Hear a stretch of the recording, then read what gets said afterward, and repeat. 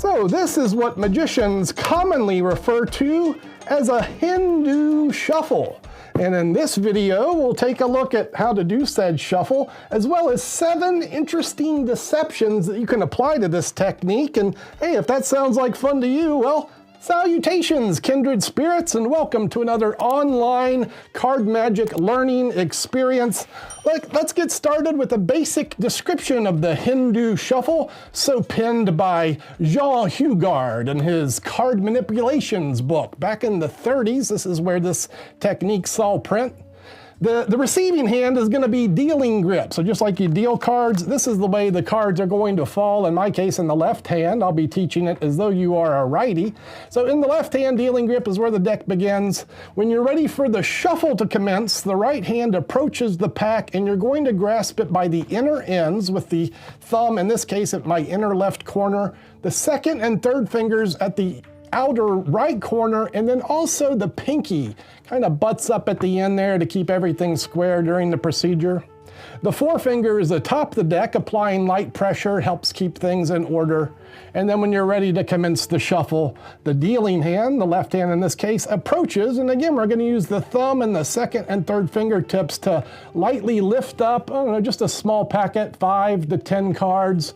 Lift those cards away from the upper portion of the right hand's packet, pull it forward, and then just allow the packet to fall into the dealing grip.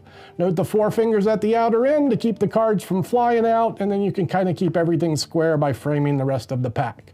This is the basic action of the Hindu shuffle, and you repeat this action consistently to shuffle the pack. Coming back with the dealing grip, lifting the upper few cards with the right thumb and second and third finger, pulling them forward and allowing them to fall in the hand, and just doing this until the cards are exhausted. Now, you guys like to see this view from time to time, so here it is from this angle. This hand approaches. It's my thumb and second and third finger that lift up, pull forward, and allow the packet to fall into the hand. Again, that's the grip from below. The dealing hand approaches, lifts and takes, and rinses and repeats. And you give that thing about a half hour, an hour of your life, and you'll be shuffling cards in that fashion, no problem. Now, let's take a look at how a magician, a sleight of hand artist, a deceptionist might apply this technique in a deceptive fashion. We'll start with the most common approach for the Hindu shuffle, and that is to force a known card. Say, for example, I wanted you to pick the Queen of Hearts, then I could shuffle the pack, and as I shuffle, I would just ask you to say stop anywhere. Wherever you stopped, lo and behold, by chance, that would be the card I wanted you to pick, in this case, the Queen of Hearts.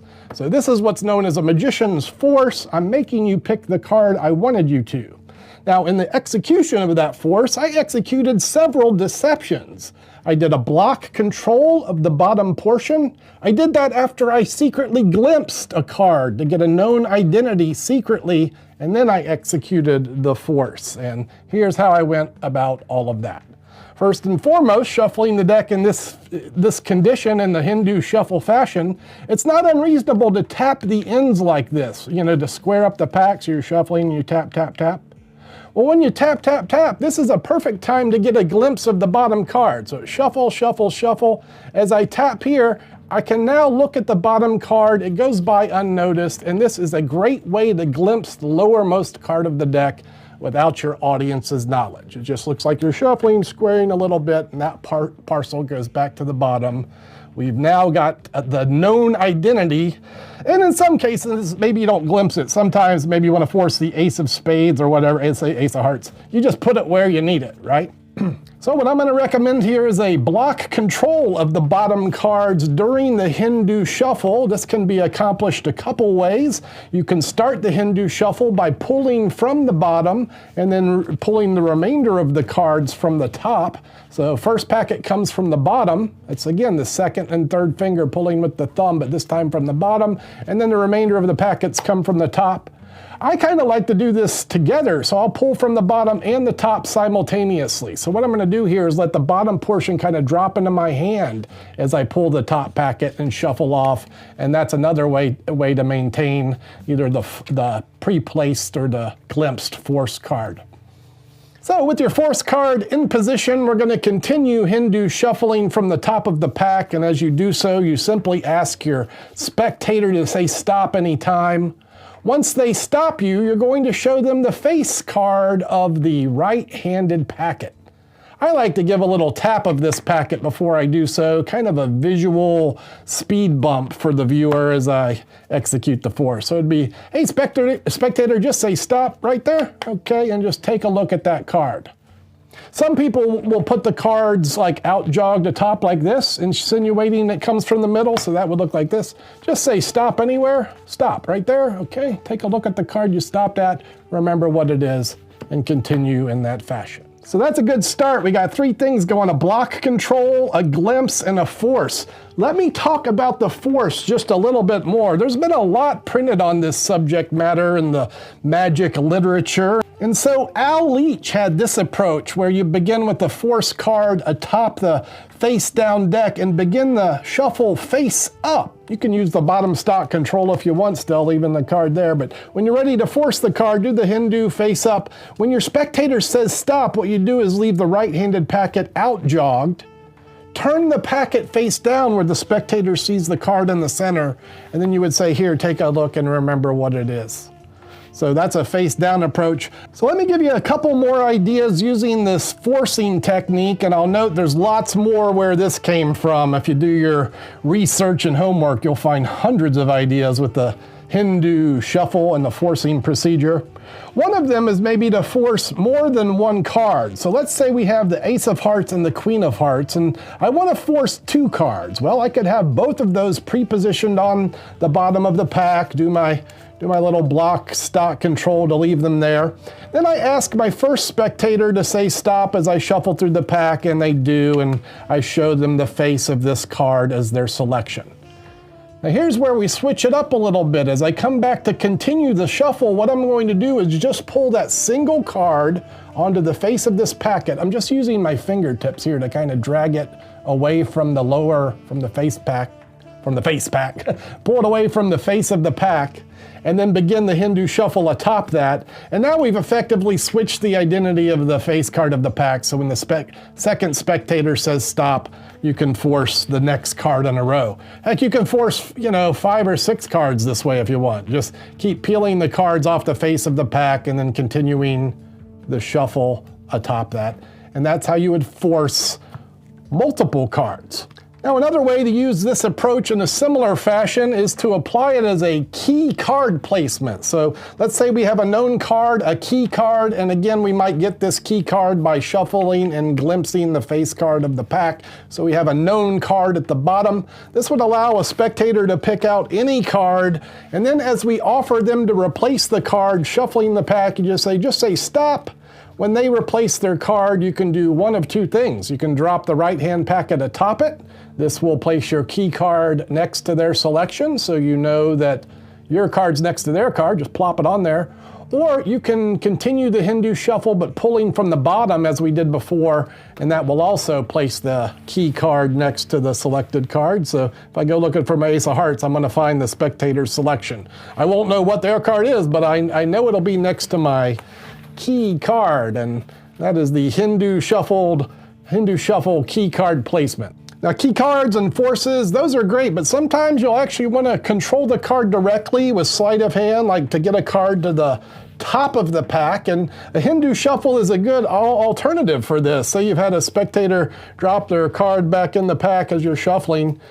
You'll find it's attainable to get this card to the pack, top of the pack without too much problem. Here's how you do this. You have the card selected, begin your Hindu shuffle from one hand to another, have your spectator say stop, and replace their card. I'm just gonna leave it face up so you can follow along here. Now, the third finger of the Hindu shuffling hand is kind of gonna break away here, allowing it to pick up the selected, you know what I do here is I pick up a few cards, not just the selected card. I'm going to pick up a few. This is done with the tip of the right thumb and the tip of the third finger as the shuffle is commenced. So we can kind of see it happen from this view. As I commence the shuffle, I pick up the selected card. There's the thumb tip. The third finger's got the rest of the packet. I'm going to continue shuffling until I reach that break, and then that is going to be placed atop the pack. And we'll take another look at it from this angle. Hey, spectator, just say stop. Put your card back here, and as this portion comes atop, thumb and third finger are picking up the packet, continuing the shuffle, and releasing everything below that break lastly, so the selected card is atop of the pack. So I do want to talk, let's talk about it now. We'll talk about false shuffling with the Hindu shuffle. You can actually accomplish a pretty good false mix with the Hindu, and that looks something like this. This shuffle is attributed to John Cornelius most often as the O Calcutta shuffle. And what this consists of is pulling cards from the bottom of the pack as opposed to the top. So when my fingers and thumbs are pulling the packets, they're not coming from the top of the pack as in the standard Hindu shuffle, which actually shuffles the pack, but repeatedly pulling them from the bottom of the pack, but in a Hindu shuffle fashion. Probably best to move the arms as you do this, so you have a little bit more for the audience to follow than just that direct shuffling motion. You know, if we add a little body motion into this, it's going to be a little bit more deceptive. And I should also note that it was Steranko, Jim Steranko, who applied this technique to a interesting multiple shift. So if you have Steranko on cards, go deep dive through that technique. But yeah, false mix with the Hindu shuffle. That's the O Calcutta shuffle, and that might be worth your attention as well. All right, so we've had forces, we've had key card placements, we've had glimpses, card controls, block controls, false shuffles. Man, what else could possibly be done with the Hindu shuffle? Well, one of the things that I like to use it for is actually camouflage. So I might imply this deck is red and then surprisingly change it to blue by using the Hindu shuffle as a means to convince my audience that the deck consists of something different than what actually happens. And you can do this by leaving your cover card, in this case the red card, atop a blue pack, snuck it in during the cut. And then maybe one day we'll have a lesson on deck switches. For now, it's this. That odd card is atop the pack. Now as I shuffle the packet in this fashion, I can flash this card intermittently. Maybe I do the taps and show it this way.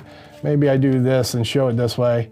I'll mention this. I do see magicians do this move and they overdo it. So they'll be like, this deck I'm going to shuffle the pack and then I'm going to do this 80 times so that you get locked into the... And if you overdo something, it's probably doing the exact opposite of what you want it to do, which is subtly convince the audience the situation is what it is. So consider the Hindu shuffle as a camouflage, and this would be used in a color changing deck effect, for example. All right, before we leave this Hindu shuffle subject, I'd like to give you at least one full effect that you can do with the techniques. So here's one from Giobi's Card College, Lucky You, and it just all uses Hindu shuffles. I'm going to suggest you use it as a legitimate shuffle to open the effect when the selection is made. So as you're honestly shuffling the pack, have your spectators say stop, and they can pick this one, or they can shuffle a little more and say stop, and then their card is selected and they remember the card. Now the card is returned, we're going to control it to the top secretly through the procedure we talked about earlier. So they say stop, the card is replaced, and then secretly controlled to the top. We're going to pick it up during the Hindu shuffle and drop that packet lastly. So now the spectator's card is secretly atop the pack. Roberto Giobi approached this as a lucky effect. He said, do you know your lucky card? Here, we'll pick a lucky card for you. As I shuffle through the pack, just say stop. So the selection's here now. We're going to do like a key card placement of freely chosen cards. So they say stop anywhere. You say, okay, that'll be your lucky card. We'll mark the position by turning it face down. So this is going to position the reverse card next to the spectator's selection if I drop the rest of the cards atop. You can turn the packet face down, spread through them, take the one to the left of the lucky card, and that will be your spectator's freely selected pasteboard. That's a fun way to introduce a couple of Hindu shuffle techniques into your repertoire. I hope some of those sit favor with your gray matter. Maybe you'll use the glimpse. You'll probably use the force. And then with the card control, the multiple card control, the camouflage principle, so many applications for this wonderful technique. And if I haven't convinced you by now that the Hindu shuffle is worth your time, well, I probably won't be able to at all. Suppose we might as well end this video. Thank you for watching. I'll see you on the next one. Ciao for now.